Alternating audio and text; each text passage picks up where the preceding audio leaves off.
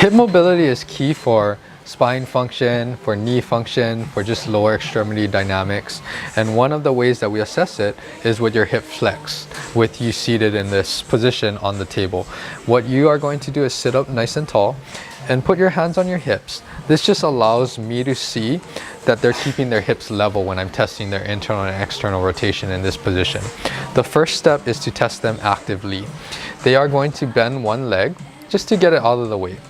He's going to keep his thigh here, try not to move his knee too much, and externally rotate his hip and internally rotate his hip under his own power. Go ahead. Okay. And other way. Good.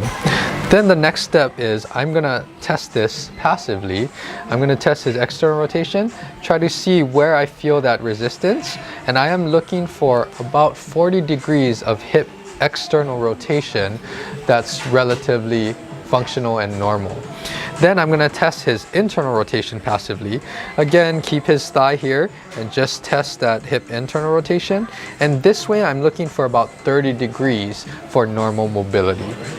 Because of all of the different muscles around the hip functions differently when it's flexed and when it's extended.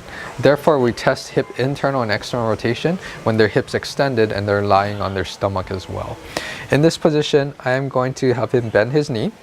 And from here, he is going to keep his hips down on the table and actively externally rotate his hip and internally rotate his hip, trying not to move the pelvis.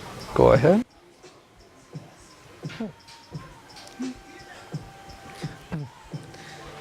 Okay.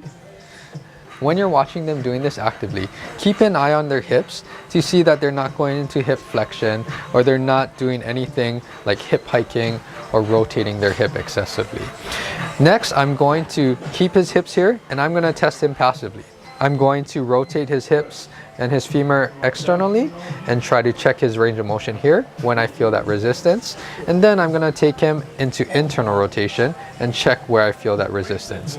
Just like when you're doing it seated, we're looking for about 40 degrees of external rotation and about 30 degrees of internal rotation. And that's relatively adequate mobility for most people.